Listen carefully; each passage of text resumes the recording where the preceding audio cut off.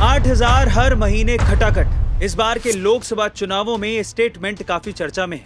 8,500 रुपए महीने का खटाखट खटाखट खटाखट उनके बैंक अकाउंट में जाएगा। पर क्या एक भारतीय टैक्स पेयर पैसा इसीलिए देता है कि कोई आए, सरकार बनाए और पैसा ऐसे ही खटाखट बांट दे? यहाँ पर कई सवाल उठते हैं। पहला, जो ईमानदारी से टैक्स दे रहा है, ये लोग मैनिफेस्टो में उनके लिए कुछ करने की योजनाएं क्यों नहीं बनाते? क्यों टैक्स पेयर का पैसा देश की प्रगति में लगाने की बजाय वोट पाने के लिए उनमें बांटने की योजना बनाई जाती है जिनकी भागीदारी टैक्स देने में निम्न है? दूसरा, फ्री में पैसा बांटने से फायदा क्या है और ये कितने दिन तक चलेगा जब खजाना खाली हो जाएगा, जैसे पहले भी इनकी सरकारों में 1991-92 में हो चुका है? फिर ये कौन से अर्थशास्त्री को लाएंगे ताकि वो देश को कंगाल होने से बचा सके? और आखिरी सवाल, क्या देश के खजाने में रखे पैसे का इस्तेमाल करने का यही तरीका है कि बस बांट दो, बाकी देश का क्या ही सोचना?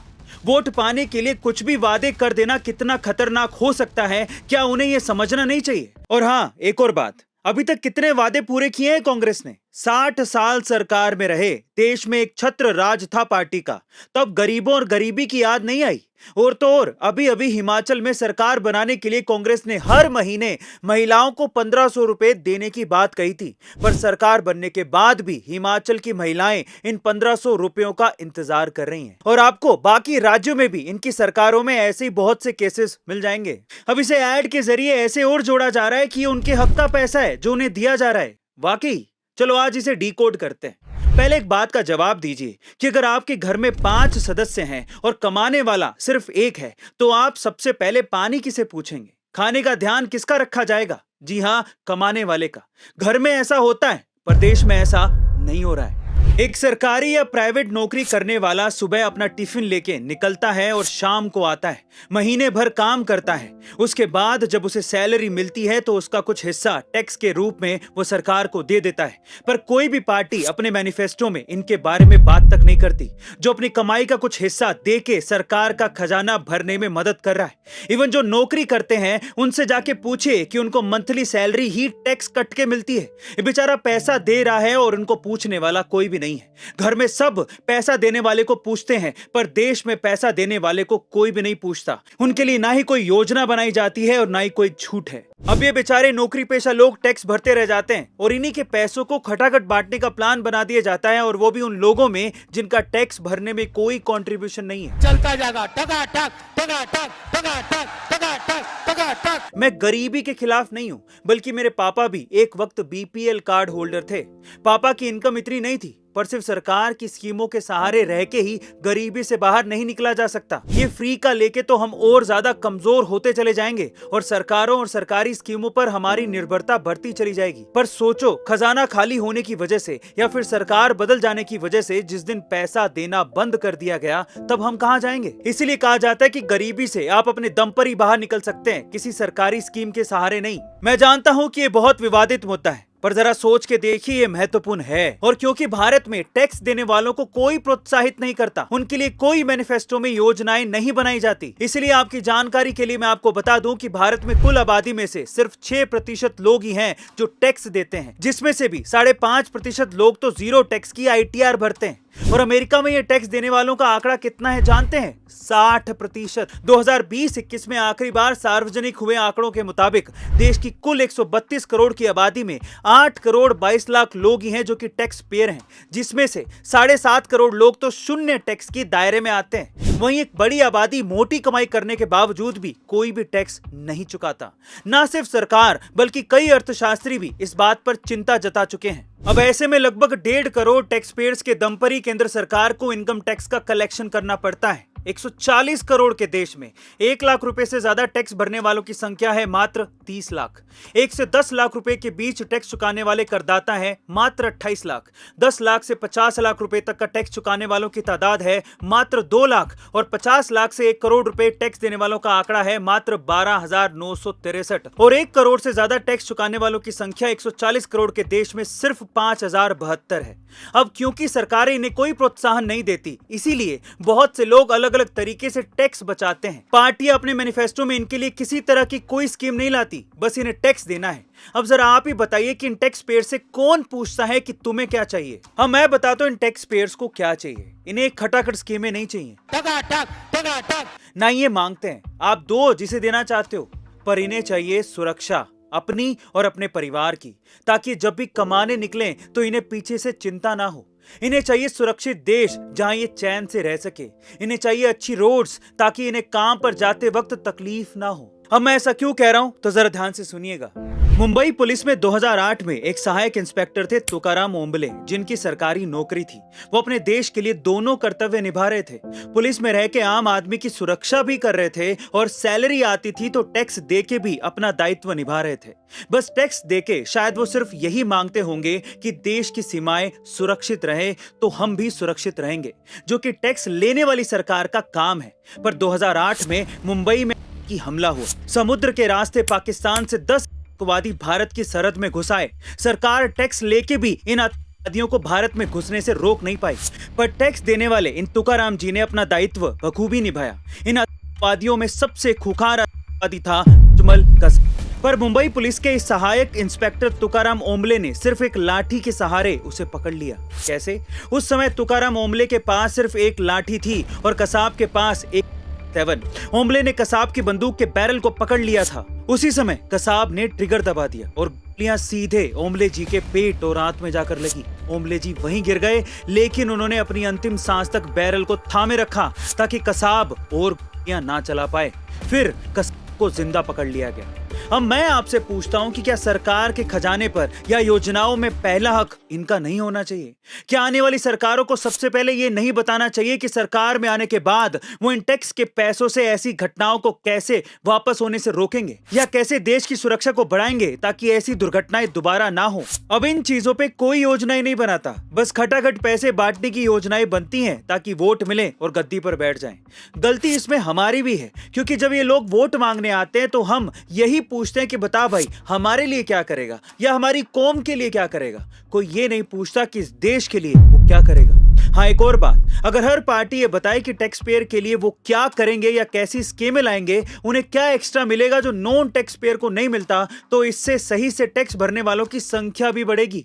नहीं तो ये सरकार को भी पता है कि बहुत से लोग ऐसे हैं जो कमाते तो अच्छा है लेकिन टैक्स नहीं भरते, क्योंकि आप लोग उन्हें प्रोत्साहित ही नहीं करते। अब दिल्ली का एक और केस सुनिए ऐसे ही करदाता का। 28 अगस्त 2009 दिल्ली के मालवीय नगर इलाके में एक retire additional private secretary Triloknath पैदल टहलने निकले थे।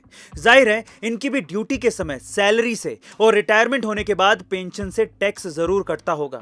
ये भी ईमानदारी से टैक्स देते थे, पर बदले में बस शायद अपनी सुरक्षा और अच्छी रोड्स ही मांगते होंगे। पर उस दिन इन्हीं साहब की सड़क में पड़े गड्ढे में गिरने से मौत हो गई। कॉमनवेल्थ गेम्स के लिए सड़कों पर बिजली के काम का ठेका प्राइवेट कंपनी को दिया गया था। उसने गड्ढा तो खोद लिया लेकिन आसपास बैरियर्स लगाए ही नहीं। सोचिए, बस सरकार को इस टैक्स पेयर के लिए सिर्फ इतना सा काम करना था, लेकिन इतना टैक्स देने के बावजूद भी ना ये अच्छी रोड्स बना पाए ना ये गड्ढों को भर पाए। यानी कोई भी पॉलिटिकल पार्टी को, चाहे वो कांग्रेस हो या बीजेपी, पैसे खटाखट बांटने की स्कीम से पहले टैक्स पेयर की सुविधाओं का ख्याल रखना चाहिए, पर अफसोस उसके बारे में कोई भी बात नहीं करता। अब अगर आप समझदार हैं तो समझ ही गए होंगे कि असल मुद्दा क्या है। अब ये समझते हैं कि हमारे टैक्स के पैसे जब देश के खजाने में जाते हैं तो इसका इस्तेमाल कैसे और कहां कहां होना चाहिए, ताकि हम उसके हिसाब से वोट करें। इसे समझने के लिए मैं एक छोटा सा केस स्टडी लेता हूं जो कि मेरी सोसाइटी का ही है और ये मैंने होते देखा है। अब यही चीज बड़े लेवल पर काफी हद तक लागू हो सकती है। देखिए, मैं जहां रहता हूं वो एक पोस्ट सोसाइटी है। यहां मुझे हर महीने मेंटेनेंस के नाम पर 8,000 रुपए देने पड़ते हैं। देखिए, रेंट अलग होता है जो मकान मालिक को देना पड़ता है और मेंटेनेंस जो सोसाइटी के खाते में जाता है। अब यहां ऐसे 400 घर हैं और ये मेंटेनेंस हर किसी को हर महीने देनी पड़ती है। यानी हर महीने करीबन 32 लाख रुपए सोसाइटी के खजाने में इकट्ठा होते हैं। ऐसे ही जैसे देश के टैक्स पेयर के पैसे देश के खजाने में इकट्ठा होते हैं। अब हमारी सोसाइटी इतने पैसों का करती क्या है, ये बताने से पहले मैं आपको बता दूं कि पैसों की इसी गुड मैनेजमेंट की वजह से हमारी सोसाइटी का नाम टॉप सोसाइटीज में माना जाता है। यहाँ पर एक भी फ्लैट आपको खाली नहीं मिलेगा और ये सोसाइटी हाई डिमांड में रहती है। ऐसे ही गुड गवर्नेंस की वजह से देश भी डिमांड में होते हैं, जैसे कि डेनमार्क, स्विट्जरलैंड। और अगर भारत को भी ऐसी देशों की सूची में शुमार होना है तो उसे पैसे का सही इस्तेमाल करना सीखना होगा। अब हमारी सोसाइटी के पैसों का उपयोग समझिए। यहाँ पर ऐसे ही खटाखट पैसे नहीं बांटे जाते, यहाँ पर सोच समझ के पैसे खर्च किए जाते हैं और सबसे पहले आती है सोसाइटी की सिक्योरिटी। देखिए बहुत सिंपल सी बात है, आप जब भी कहीं भी घर ढूंढते हो तो सबसे पहले यही पूछते हो ना कि वहां पर सिक्योरिटी कैसी है, हम सेफ तो रहेंगे ना। देश भी तो आप ऐसा ही चाहेंगे जहां पर आप सुरक्षित रहें, जान बची रहे। अब जान ही नहीं बचेगी तो खटाखट पैसों का आप करोगे क्या?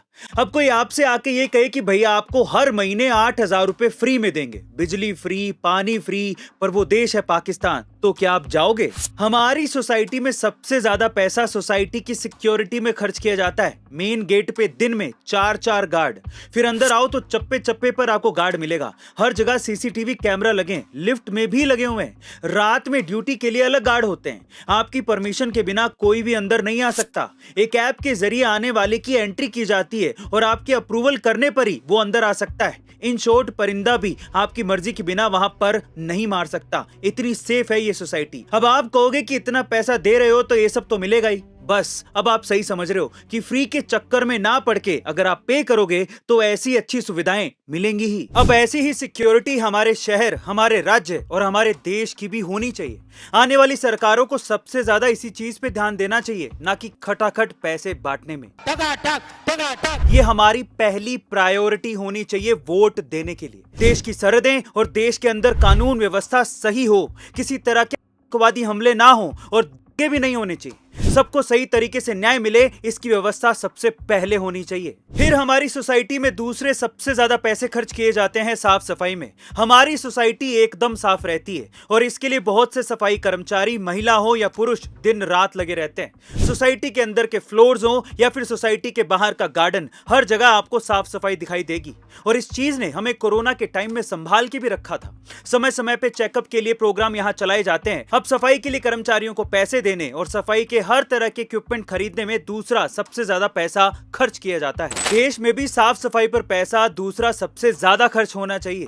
देश साफ रहेगा तो बीमारियां भी कम होंगी और साफ सफाई की वजह से टूरिस्ट भी बाहर से ज्यादा आएंगे। आज भी हम लोग यही बोलते हैं कि विदेशों में सफाई बहुत है। भारत के कई शहर आज भी गंदे हैं। क्या आपको नहीं लगता कि आजादी के 75 साल बाद भी हम अपने देश को साफ नहीं कर पाए? क्या देके जाएंगे अपनी आने वाली जनरेशन को?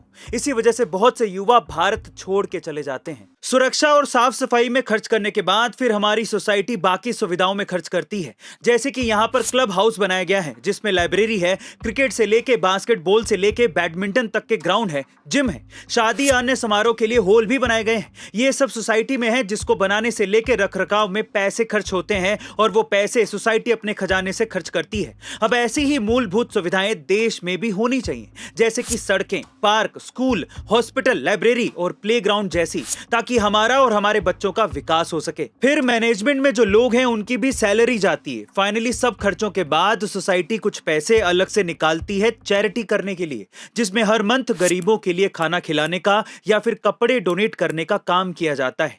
एक और बात बताता हूं, जब भीषण गर्मी पड़ती है तो हर जगह पानी की किल्लत होती है, लेकिन हमारी सोसाइटी में नहीं। हर जगह लाइट जाती है पर हमारी सोसाइटी में तब भी 24 घंटा जनरेटर लाइट रहती है। और हाँ, हमारे यहाँ भी सोसाइटी के चेयरमैन पद के लिए हर 2 साल में चुनाव करवाए जाते हैं। फिर एक कमेटी बनाई जाती है जो सोसाइटी के सारे फैसले लेती है। गाइस, जिस दिन देश का हर कमाने वाला टैक्स पेयर वोटर हक से वोट देगा उसी पार्टी को जो पहले देश की सुरक्षा और कानून व्यवस्था को ठीक करे, साफ सफाई पे ध्यान दे, रोड, स्कूल, मेडिकल जैसी हर मूलभूत सुविधा पे ध्यान दे, फिर वहां गरीबों का भला हो, ना कि विशेष जाति के लोगों का, तो अपने आप सब ठीक हो जाएगा। देश भी ऐसे ही चलना चाहिए। अब मैं तुमसे फिर से वो सवाल पूछना चाहूंगा कि अगर कोई तुम्हें आकर कहे कि हर महीने हम तुम्हें 10,000 रुपए महीना देंगे, बस तुम्हें रहना होगा पाकिस्तान में, तो क्या तुम ऐसे हालात में रह पाओगे? और एक और बात बता देता हूं, इन्हीं 10,000 रुपए बांटने के चक्कर में भ्रष्टाचार और ज्यादा बढ़ता है। सरकार से हर महीने फ्री में 10,000 रुपए मिल रहे हैं तो कई फेक अकाउंट्स भी खुलेंगे। बाद में पता चलता है कि जो 10 साल पहले ही मर चुका है उसके नाम पे पैसे निकाले जा रहे हैं। अब ऐसे कई केसेस सामने आए हैं जहां पर सब्सिडी के नाम पर सरकारी खजाने खाली हुए पर लोगों तक पैसा पहुंचा ही नहीं। फ्री का कुछ नहीं होता है और सक्षम हो तो फ्री की लालसा आपको ही अपाहिज बना देती है। कब तक कोई आपको फ्री में देगा? जिस दिन देना बंद कर देगा उस दिन तुम लोग कमाने लायक भी नहीं बचोगे। ये कभी सोचा है? इसलिए भाई, अपने और अपने देश के हित के लिए इस फ्री की राजनीति से दूर रहो। कहने को वो हर महीने 8 से 10,000 रुपए हमें देंगे। लाखों परिवारों के बैंक अकाउंट में 8,500 रुपए खटाक से अंदर जाएगा। पर कहीं ना कहीं घोटाला करके वो अपनी ही जेबें भर रहे होंगे। समझदार बनिए और इस बार वोट करने से पहले अगर कोई नेता आपके पास आए और कहे कि फ्री में बिजली ले लो या डायरेक्ट पैसा ले लो, तो उसे ये बोलना कि मुझे फ्री में कुछ नहीं चाहिए, तू ये बता कि तू इस देश के लिए क्या करेगा। बात खत्म।